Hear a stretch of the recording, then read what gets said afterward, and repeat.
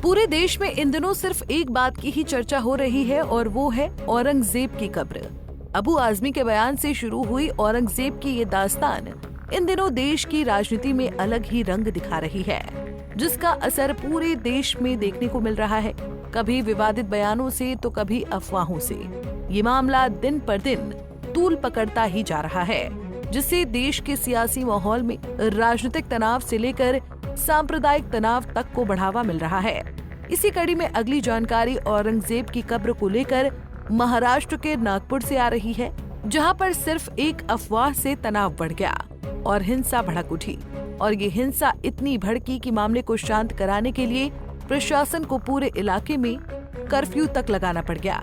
ऐसे में क्या है ये पूरा मामला और कैसे नागपुर में भड़की हिंसा, इसके बारे में आपको विस्तार से बताते हैं। दरअसल महाराष्ट्र के नागपुर में औरंगजेब की कब्र हटाने को लेकर दो गुट विरोध प्रदर्शन कर रहे थे, जिसमें एक गुट बजरंग दल का था और दूसरा विश्व हिंदू परिषद का था।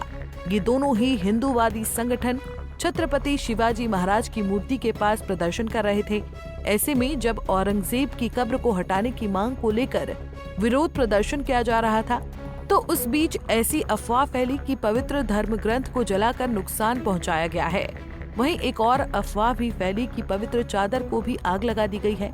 ऐसे में जैसे ही ये अफवाह उन दोनों गुटों तक पहुंची, उससे मुस्लिम समुदाय में आक्रोश फैल गया। वहीं दोनों समुदाय विशेष के लोग आपस में भिड़ गए और सड़क पर कुछ असामाजिक तत्वों ने आक्रोश में आकर वाहनों में आग लगानी शुरू कर दी। वहीं कुछ ने घरों पर पथराव किया, कहीं पत्थर फेंके तो कहीं आग बुझाने आए दमकल विभाग के कर्मचारियों के साथ मारपीट की। सिर्फ यही नहीं, पुलिस अधिकारियों के साथ भी प्रदर्शनकारियों की झड़प हो गई, जिसमें डीसीपी को गंभीर चोट आई, जिसके बाद उन्हें अस्पताल ले जाना पड़ा। देखते ही देखते ये हिंसा उग्र होती गई। जहां पहले ये हिंसा नागपुर में महल में हुई, वहीं दूसरी ओर हंसापुरी में भी हिंसा भड़क उठी। धीरे धीरे ये कोतवाली और गणेश पेट तक भी फैल गई, जिसके बाद पुलिस ने मोर्चा संभालते हुए हालात को काबू में करने के लिए आंसू गैस की गोली दागने शुरू किए और लाठी चार्ज भी किया। वहीं पुलिस ने वहां पर प्रोहिबिटरी ऑर्डर भी इशू कर दिया है। इसके अलावा पूरे इलाके में शांति व्यवस्था बहाल करने के लिए कर्फ्यू लगा दिया गया है। वहीं पुलिस सीसीटीवी के जरिए उन लोगों का पता लगा रही है जिन्होंने इस हिंसा को अंजाम दिया। कई असामाजिक तत्वों के खिलाफ एफआईआर दर्ज की जा चुकी है। वहीं पूरे ही क्षेत्र में धारा 163 लागू कर दी गई है। ऐसे में महाराष्ट्र के नागपुर में भड़की इस हिंसा को लेकर राजनीतिक प्रतिक्रियाएं आनी भी शुरू हो गई हैं। महाराष्ट्र के सीएम देवेंद्र फडणवीस ने नागपुर में भड़की हिंसा को लेकर लोगों से अपील की कि वो किसी भी अफवाह पर ध्यान न दें, हिंसा के मद्देनजर शांति और सद्भाव बनाए रखें। नागपुर के महल इलाके में जिस प्रकार से तनाव की स्थिति निर्माण हुई, ये बहुत ही निंदनीय है। जिस प्रकार से कुछ लोगों ने पत्थरबाजी की है, पुलिस पर भी पत्थर फेंके हैं, ये बिल्कुल गलत है। मैं स्वयं इन सारी घटनाओं पर नजर रखकर हूँ।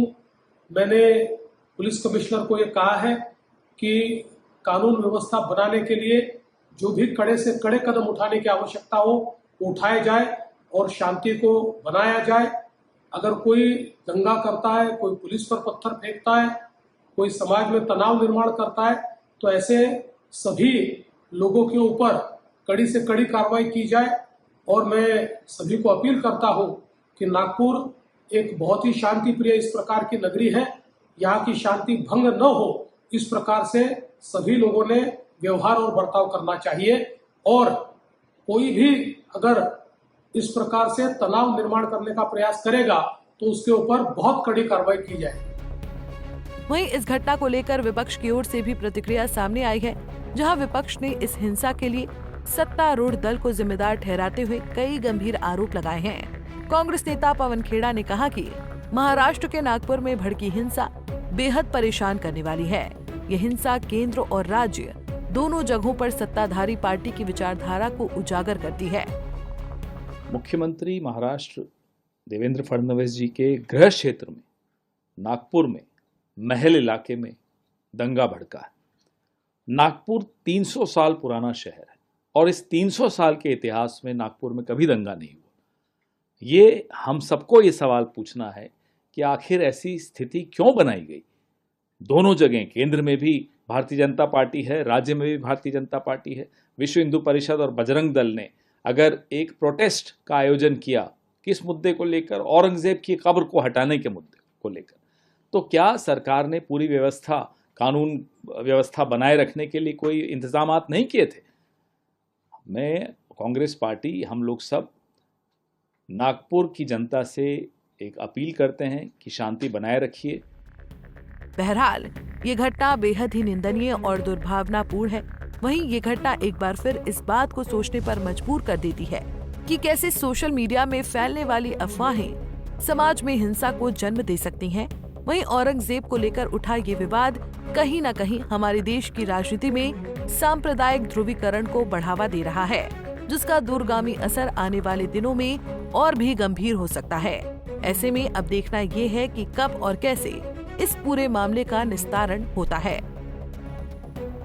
Bureau report, Punjab Kesari TV. हमसे जुड़े रहने के लिए हमारे YouTube चैनल को सब्सक्राइब करें और नई वीडियो की नोटिफिकेशन के लिए बेल आइकॉन को दबाएं।